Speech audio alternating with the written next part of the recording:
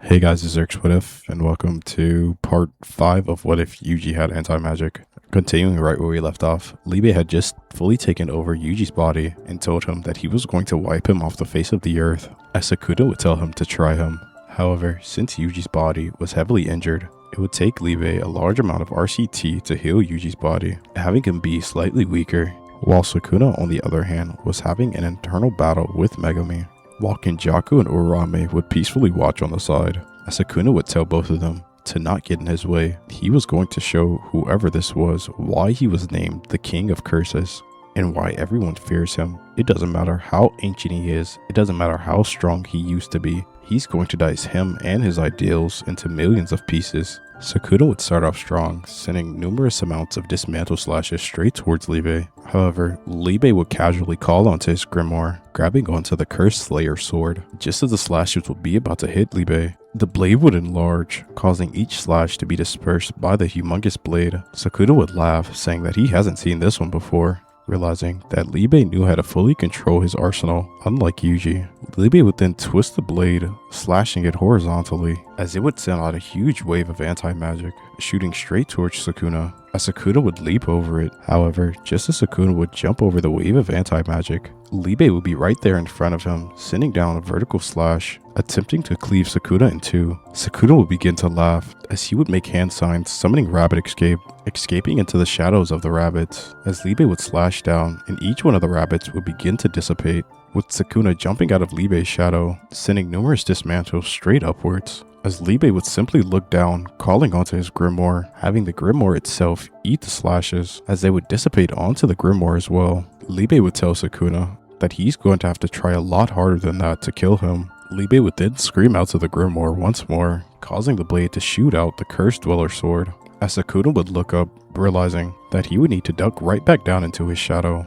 However, Liebe was a step ahead of him, throwing his Curse Slayer sword down at his shadow, causing Sukuna to be shot out of the shadow, straight upwards towards the Curse Dwelling sword. As Sukuna would laugh, realizing that he has his hands quite full with this guy, he would be able to just slightly dodge out of the way of the sword. However, Liebe, using his wings, would hurry up and rush forward straight towards Sukuna, punching him square in his jaw, putting as much cursed energy as he could into his fist, causing Sukuna's hold on Megami to slightly waver. Sukuna could feel the shake in his soul. It would realize that this may not be a good time to do this. He wasn't at full power, and he was heavily weakened. Even though Liebe was in the same boat as him, things still weren't looking good for Sukuna. Liebe still seemed to have the upper hand over him, duly based on the fact that his cursed energy trait allowed him to negate anything that had cursed energy entirely. And since Sukuna was a cursed object reincarnating in somebody else, the damage that he was dealing to Sukuna was ridiculous. Sukuna would then summon Nue, attempting to use it to gain some distance from himself and Liebe. However, Liebe would simply use his wings, jetting straight towards Sukuna, not wanting him to get away. As he would call on his grimoire once more, the grimoire would then proceed to shoot out the Cursed Dweller sword, while also sending slashes of anti-magic straight towards Sukuna. Sukuna would have no choice but to let go of Nue, causing Nue to be slashed by the anti-magic, dispersing Nue immediately. Just as Sukuna would touch the ground, Liebe would already have followed up, calling upon the grimoire, pulling out the Curse Slayer sword, as he would send a horizontal slash straight towards Sukuna once more, as Sukuna would just barely be able to dodge out of the way in time. The second he would touch the ground, he would duck underneath the blade, as he would push off with his hands, sending a kick straight towards Liebe's jaw, kicking him straight in the face, causing Liebe to be slightly dazed. Sukuna would then push off of his hands, pointing straight towards Liebe, sending even more slashes, as this time, Liebe wouldn't have had the chance to put the blade up, getting cut in numerous places. However, Liebe would simply use RCT, gritting his teeth and pushing forward straight towards Sukuna once more. Sukuna would begin to laugh,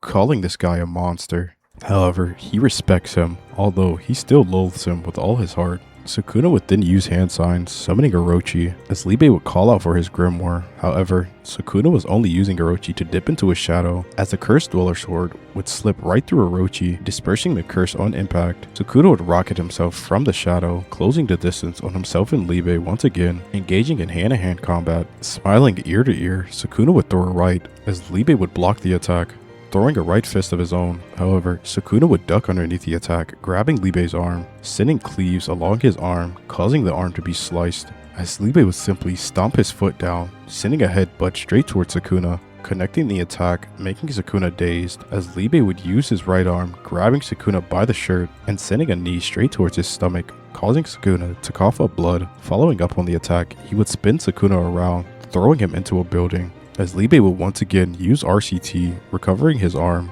However, using RCT like this was tiring Liebe out due to the fact that he was already weakened due to Yuji taking so much damage earlier. However, he couldn't stand Sukuna. Someone like him, a curse like him, shouldn't be allowed to exist in this world. He would grit his teeth and just continue pushing forward. It didn't matter how exhausted he was. He was going to make the peaceful world for Yuji and for himself. He was going to kill Sukuna and save Yuji's friend. That's all that mattered to Liebe. Sukuna would then scream out to Liebe, saying that he knows he's teetering out. He's using RCT way too much. He would tell Liebe, for an ancient sorcerer, he's pretty stupid.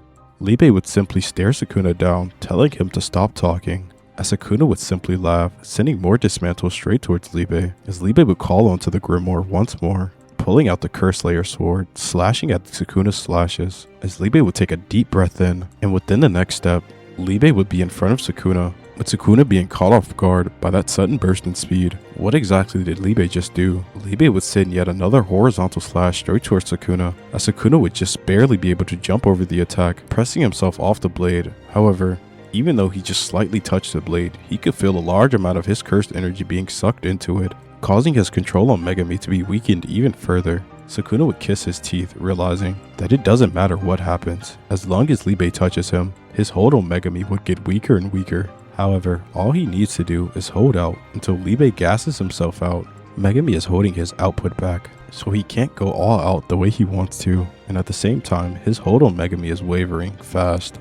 It's only been 2 attacks, however, Sukuna is still on the losing front. This is when Liebe would take another deep breath in, and again, with his next step, he would be in front of Sukuna once more. Sukuna would smile this time, however, dipping into the shadow before Liebe had the chance to slash. However, Liebe would simply pierce his blade into the ground, causing Sukuna to be shot up from the shadow once more. As Sukuna would kiss his teeth, Liebe would grab his leg, pulling down Sukuna, slamming him into the ground. As he would begin to throw a punch, however, Sukuna would just narrowly dodge out of the way, rolling to the side, using his hands, springing off the ground, sending another kick towards Liebe's face, making Liebe spin. Right after that, he would send even more dismantles towards Liebe, and again, Liebe wouldn't have the chance to block the attack, as slashes would begin to serrate his body from head to toe, causing Liebe to be heavily injured. He couldn't rely on RCT for right now because it was simply too taxing. He was going to have to grit his teeth and take every attack that Sukuna was throwing at him. He wasn't going to stop until Sukuna was dead.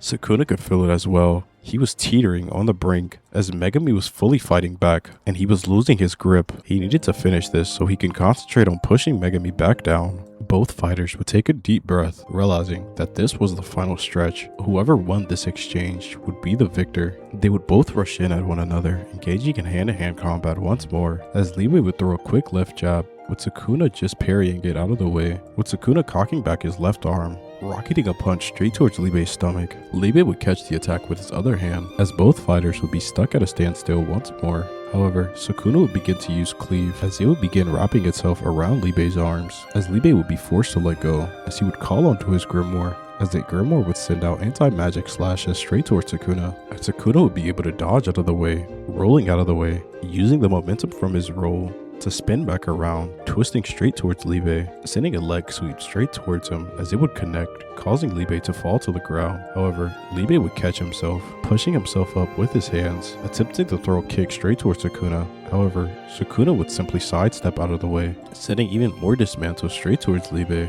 However, Liebe would scream out to his Grimoire again, causing the slashes to be caught by the Grimoire and eaten away, as Liebe would throw his hand inside the Grimoire, pulling out his Curse Layer sword. Sukuna would hurry up and use hand signs, summoning Rabbit Escape to hurry up and rush Liebe. However, Liebe would enlarge the sword, cutting horizontally once more, dispersing every single rabbit Sukuna had sent, as he would take another deep breath, closing the distance immediately. This would cause Sukuna to get insanely nervous. For the first time in 1,000 years, he couldn't believe it. Someone made him this nervous. Was he about to lose here? However, Urarame would use a maximum output Frost Calm, freezing Liebe in place. as Sukuna would use the opportunity to duck into his shadow, going back over to where Kenjaku and Urarame was, as Liebe would break out of the ice immediately, screaming out Sukuna's name. Urarame would apologize to Sukuna, but tell him that at this rate, he will lose his new vessel and won't be able to do anything at all. Sukuna would tell Urarame that they weren't wrong, however, he cannot afford to leave Liebe alive. Liebe would then begin to scream at the top of his lungs, calling out all three of the cursed users, calling them despicable, disgusting. He's going to kill them, grind them down to powder. He hates them. He hates them with every fiber in his being. Curses deserve nothing but death. Everything that you all stand for is disgraceful. Trying to use the last bit of his strength to push forward, Sukuna would begin to laugh, as he would send more dismantles towards Liebe as they would connect. Even though the slashes weren't cutting that deep, they were still accumulating damage onto Liebe, causing Liebe to bleed even more profusely than he already was, causing Liebe to drop to one knee. He was at his limit, and he couldn't take anymore. He would curse himself. It didn't matter if Yuji had taken a ton of damage before, he should have been able to kill Sukuna right here. It was happening again. His weakness allowed someone that was despicable to get away yet again. This is when Kenjaku would speak up, saying that it's about time they just simply end this. However, just before Kenjaku got the chance to do anything, a clap will be heard as Liebe would have switched places with a rock. They would be confused as Sukuna would simply laugh, saying that they will settle this another time. And the next time the two of them cross each other's path, Liebe will be the one to die. Todo grabbing onto Liebe would drag him to Shoko, with Shoko healing him to the best of her abilities. At the same time, Liebe's conscience would begin to fade as we enter the mindscape of both Liebe and Yuji. Liebe and Yuji would be staring at each other, neither one of them knowing what to say. However, Liebe would start first. He would apologize to Yuji, telling him that he's sorry he wasn't strong enough to save his friend. He's sorry he was useless. He was useless again, not being able to save someone important, letting people like Sukuna and the other two live. It was all his fault. He could have helped Yuji out earlier. He could have saved Yuji earlier. He could have saved Megami earlier, but it was all his fault. However, Yuji would shake his head, telling Liebe that it wasn't his fault at all. Yuji had decided to be hard-headed and wanted to fight things on his own, even though he slightly knew he was well in over his head. Yuji had gotten so much stronger. However, in the face of great power, he failed to protect those that were important to him, so he refuses to let Liebe take on all the blame for himself. Liebe would say once again that Yuji was an amazing person. He reminded him of someone in the past. Yuji would scratch his head as he would begin to laugh. However, he would then stop laughing as he would look down, clenching his fist, as a tear would begin to fall down his face. He couldn't believe it. Sukuna has Megami. They were able to seal Gojo, and once again, Yuji has no idea what to do. He thought him and Megami could clean up, fixing up everything, making things better. He thought he was strong enough to be able to help Gojo. Gojo had full faith in him, and he failed. He failed Gojo. He failed his other classmates. He failed Megami. Liebe would put his hand on Yuji's shoulder, telling him that he shouldn't think like that, and that Yuji tried his absolute hardest. He would tell Yuji that it's okay to lose. However, it's not okay to give up.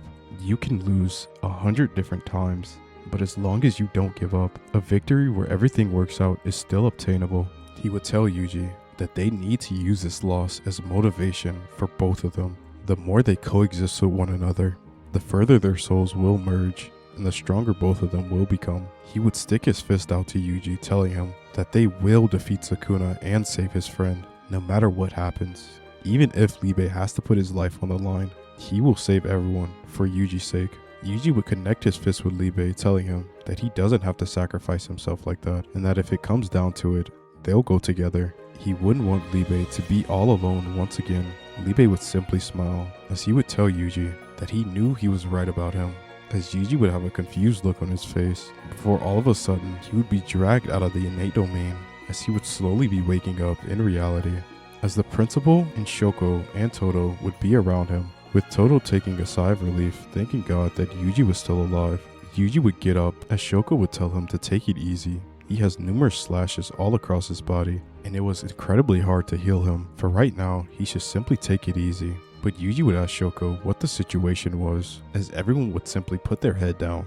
Yuji would scrunch up his face, saying that the situation was that bad, huh? The principal would tell Yuji that there was a special grade curse going around killing their sorcerers, and there wasn't much they could do about it. It's the cursed spirit with the patchwork face. As Yuji would begin to get angry, realizing Mahito was going around killing his friends, killing the people that he cared about. Yuji would then push himself up, saying that he needs to go help everybody. However, Shoko would tell him that he shouldn't push himself just yet. They know that he wants to help, however, he's not in the best condition to do anything. However, Yuji would say that he's positive he can still at least take on Mahito. This is where Todo would speak up and say, well, if you're going to go, then I'm going with you. As Yuji would smile, thanking Todo, as he would look at Shoko and the principal, telling both of them that he will be right back. He will save everyone. Yuji and Todo would take off towards the area where Mahito was last seen, as they could still feel cursed energy clashing. They would run over in that direction and still see a bunch of sorcerers still fighting Mahito. Yuji would see Nanami, Nobara, Maki, and a couple of other sorcerers trying to take on Mahito. However, it was clear that Mahito was simply toying with them. This is when Mahito would begin to rush at Nanami, as he would scream out, this is why he loves being a curse. He's free to do whatever he wants, tormenting both the minds and souls of people. This is truly what he's good at, as he would rush forward, throwing a punch straight towards Nanami's chest, landing a black flash, as it would send him flying across the battlefield. However, just before he would be about to crash into a wall, Todo would clap, switching him out with a rock, catching him, as Yuji would scream out, calling onto Nanami, as Nanami would tell him that he's too loud and that they're struggling to deal with this cursed spirit. However, now that Yuji's here, they might just have a chance. Nobara has been able to do some kind of damage to him, however, she can barely get her attacks off, as Yuji would tell them that they don't need to worry anymore. Since he was here, he was going to kill Mahito, and then they could figure out what to do from there. Yuji knew that the enemy still had Choso and that he needed to save him, as well as saving Gojo, but he wasn't even sure if he could get to Gojo. He wasn't strong enough to take on Kenjaku and that other sorcerer. However, he still had more than enough cursed energy to deal with Mahito. Hell, all he really needed to do was hit Mahito a couple of times with his cursed energy itself, and it would cause Mahito to be exorcised. However, Mahito would greet Yuji, telling him that he came at the perfect moment, because right now, Mahito could feel the true essence of his soul, and it was a brand new birthday for Mahito. And Yuji came just in time to see, as Mahito would put his hands on his face, transfiguring himself, turning himself into a whole different creature, transforming into his instant spirit body of distorted killing. He would stare off at Yuji as he would point to him, telling him, does he really think he can take him on now? Mahito will evolve even further after he kills Yuji, and do everybody a favor. He will kill everybody here, and leave Yuji for last so he can suffer. As the true curse that he is, Nanami and Nobara would be exhausted. However, they would tell Yuji that they could still fight with him, as Todo would ready himself, as well as Yuji, with the four of them going against Mahito in his brand new form. Instead of simply trying to stall out Mahito like they were before, Nanami and Todo's plan would simply be to set up for both Nobara and Yuji to be able to strike Mahito, as both of them were complete counters to Mahito and were able to actually deal damage to him. However, Mahito would take his first step forward, sprinting straight towards Nobara, telling her that she would be the first one to go, catching her off guard. However, Todo would clap, switching Nobara with Yuji, as Yuji would dodge out of the way of the attack, going for a punch on Mahito. However, Mahito would duck underneath the attack, sweeping Yuji's legs and kicking him in the stomach, sending him flying back quite a bit, as Mahito would continue the pressure, pushing forward. However, this time, he was going to focus on Todo, seeing that his technique will be the most difficult to deal with. He would rush forward, using the blades on his elbows to slash forward at Todo. However, Todo would dip underneath the attack, attempting to send a kick towards Mahito. However, the attack would do no damage at all, as Mahito would begin to laugh, throwing a punch towards Todo's face, cracking him across the jaw. However, from behind Mahito, Nanami would close in with his ratio technique, attempting to slash away at Mahito, but Mahito would simply lift his arm, blocking the attack, as it would put a small crack in his armor, as Mahito would laugh, saying that he can't believe this ratio guy was pretty strong. However, it wasn't enough, as he would send a punch towards Nanami, rocketing a punch straight towards his gut, connecting it, making Nanami cough up blood while being sent backwards into the battlefield. Nobara would then attempt to ready her nails, throwing them into the air, as Mahito would attempt to close the distance on her immediately to stop her. However, Mahito would hear a clap, as Nobara and Yuji would switch places once more. However, instead of trying to push Yuji away, he was simply going to kill him right here and now. He would rocket straight towards Yuji as he would throw a left, but Yuji would step back, dodging the attack altogether, as Yuji himself would throw a punch, rocketing his right arm straight towards Mahito's torso, but Mahito was simply faster than Yuji, dodging out of the way of the attack easily. However, that's exactly what Yuji needed to happen, as Nobara was already throwing her nails. As they would strike Mahito in the back, they weren't able to pierce him fully, but they were able to pierce enough. Nobara would snap her hands, as she would use hairpin, causing the nails to blow up. This would cause Mahito to stagger as he would fall forward just a little bit, giving Yuji the perfect opening, rocketing an uppercut straight towards Mahito's face, putting as much cursed energy as he could into the attack, cracking off Mahito's face mask completely. Even though it was only one attack, Mahito had taken a deadly amount of damage from that one punch. Yuji's control over his anti-cursed energy had gotten even better. This was dangerous. The only reason he was able to survive was because of his armor.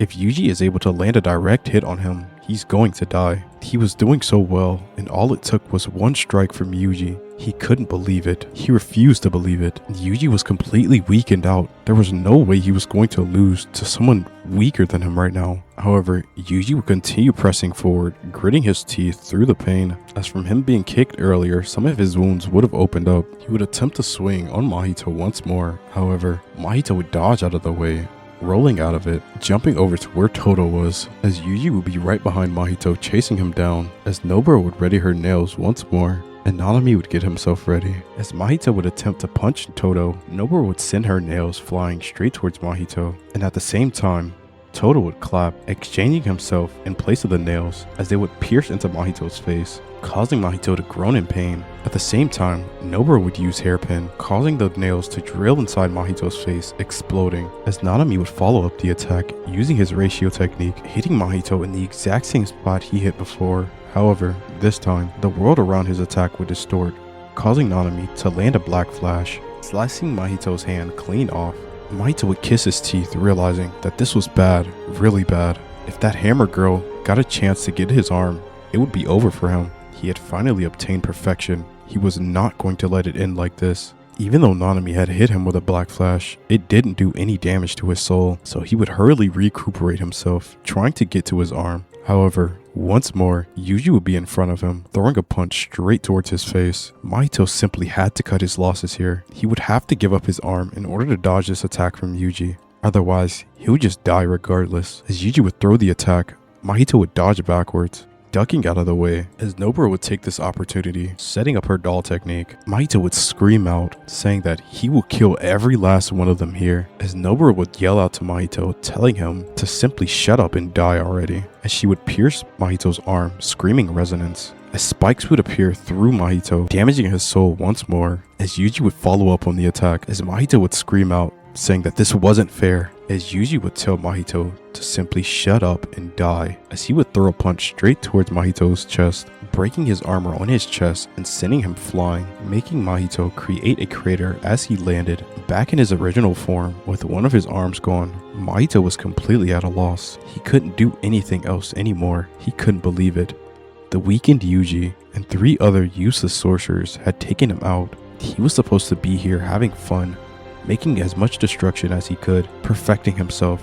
However, he was taken out by Yuji, his sole enemy, the person he hated the most. As he would be forcing himself to get up off the ground, he refused to take this defeat lying down. As much cursed energy as he could, he would push out everything. However, before he could get the chance, there was somebody behind Mahito telling him that he was happy for him for his evolution. However, this is where Mahito's usefulness ends, as Kenjaku, being behind Mahito, would place his hand on his neck, absorbing him using cursed spirit manipulation, as Yuji would scream out Kenjaku's name, sprinting straight towards him. However, Kenjaku would hurriedly scarf down Mahito, absorbing him as a cursed spirit, and just before Yuji was able to get any closer, Kenjaku would use Max Uzumaki, sending it straight towards the other sorcerers. He would tell Yuji that he has a choice: either come after him or save his fellow friends. The choice was his. Yuji would kiss his teeth as he would sprint the other way, jumping in front of the attack to protect his friends, reinforcing his body with as much cursed energy as he could possibly gather. And due to Yuji not being able to gather that much cursed energy, he would take quite a bit of damage from the attack. However, his cursed energy would also allow him to shrug off majority of the damage. Due to it being negated, Kenjaku would then call out to Jogo, telling him to give them back their little pal, as Jogo would throw Choso as he would have numerous burn marks, barely clinging on to life. Yuji would scream out Choso's name. However, Choso wouldn't respond. Kenjaku would then proceed to tell Yuji that it does not matter how hard he tries, nothing will ever go his way. With Satoru Gojo gone, the fate of the world is now written out.